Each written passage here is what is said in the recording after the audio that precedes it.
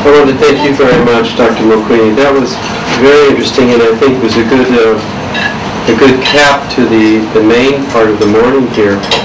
I was struck by and very much fascinated by the disaggregated reasons why people move, the terminology issues, and boy, do we know in Iowa the terminology issues. They are rather endless. And I've often said if you're about 18 years old and you want a great career, you should study refugee and migration terminology, because you can be assured when you're 65 you'll still be arguing the same points. You'll have a long career ahead of you. And the implications for changing terminology are also very, very important. That word refugee is very, very, very sacred in normative terms. And it's, as Dr. Mulqueen pointed out, it's very hard to shake that or shape it in a different direction. I also noted early on in the discussion the reference to some of the governance issues and legislative and, in fact, corruption issues, which come up in disaster relief. I think they were highlighted from the Sri Lanka perspective in that regard. There are issues of this when you start talking about new land tenure, building a new house, who owns the land, who suddenly says they own the land, and they're going to build something on it. All of these are issues which will come into play in disaster response. And with that, we have gone through the main presentations of the morning. I'd like to keep my promise to you by offering you a break at this point. I think there's coffee and tea just outside or down the hall around the corner. It's coming in. Well, we can walk to find it. It can walk to find us. But let's take about a 10-minute break here, and when we return, we'll have the opportunity to share any ideas you have, any questions you have on the three presentations and what they imply, and we'll move from that to the issue of the declaration and the legislative agenda.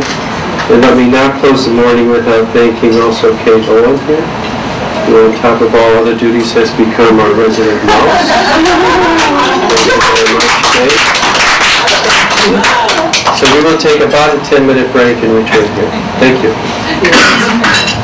Had a little bit of a break and found the coffee and tea, or it found you halfway. We're now ready to open the floor to any comments, any points of discussion that you have. As we proceed through the discussion, we'll make note of any particular comments that should be reflected later in the discussion on the declaration for the end of the day and legislative agenda. But we need not limit our comments to that. Anything we wish to say about today's presentations. And I saw a hand back here in the back of the room. Please use the microphone in the middle and remind us of your name and organization.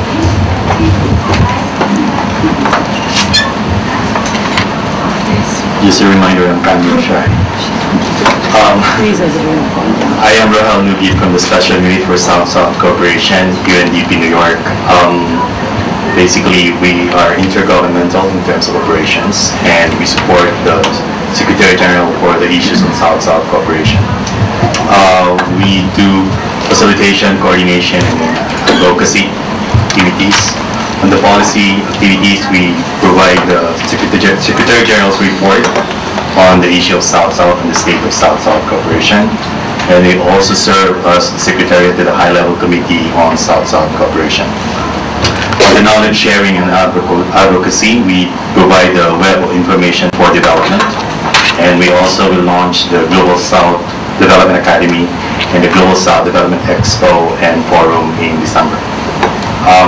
I just would like to share with this august audience the policy directive of the Secretary General on the issue of South-South Corporation, placing the climate change, HIV/AIDS, and neglected diseases, as well as the food security as a major priority for this year and next year's UN activity. I just would also like to share the second Global Forum on Migration and Development to happen next week. There would be a civil society activity from 27 to 28, and then 29 to 30, the summit level, where the President of the Philippines as well as the Secretary General will be there. I'd like to share also the launching of the UNICEF studies, which we had on women, children, vis-a-vis migration and remittances. The launching of the 3rd Global Forum on Migration and Climate Change in Greece. The 5th UNA for South-South Cooperation and Development Expo this coming December, where one of the sessions would be climate change. And of course, these will lead to the first UN Conference on South-South Cooperation in Qatar. Now, for my question, this is addressed to Charles.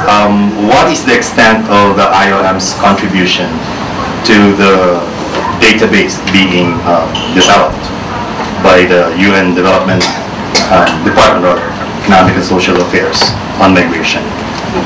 And to Attorney, have you heard about the Lawyers of the South network, and what is your take on that? Because it's part of the web of information development we're trying to scale down.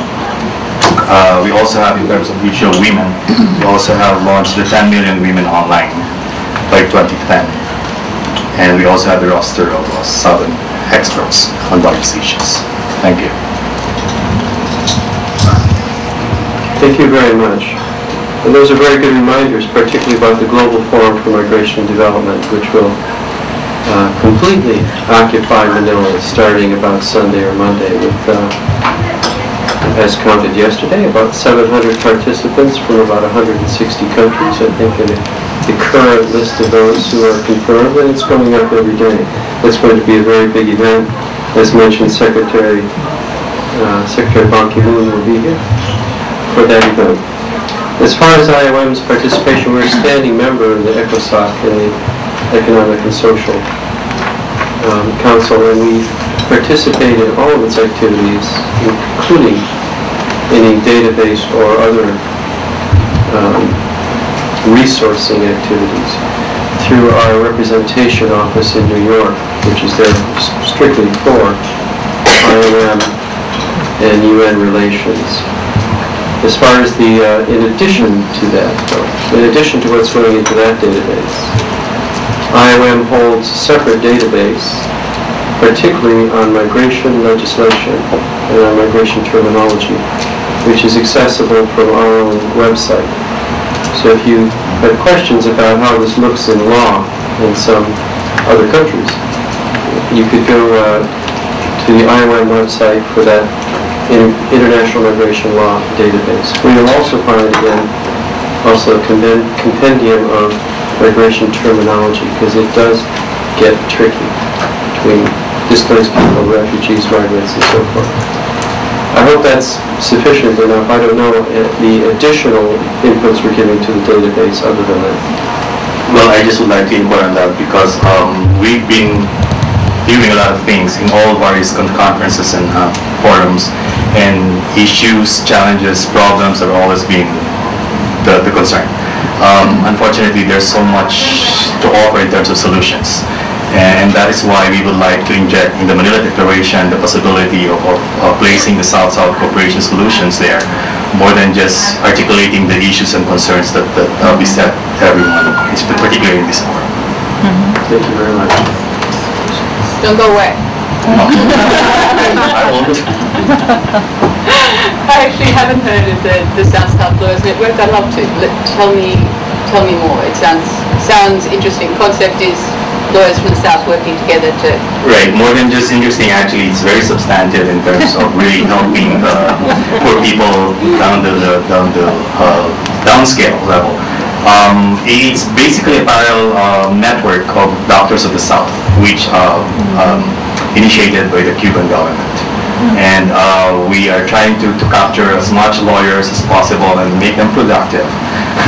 In the sense that money is not the matter anymore, but rather helping the poor people, especially the least developed countries of the world.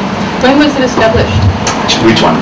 Lawyers of the South. The Lawyers of the South actually was launched sometime 2003. Okay. And up until now, we have a relatively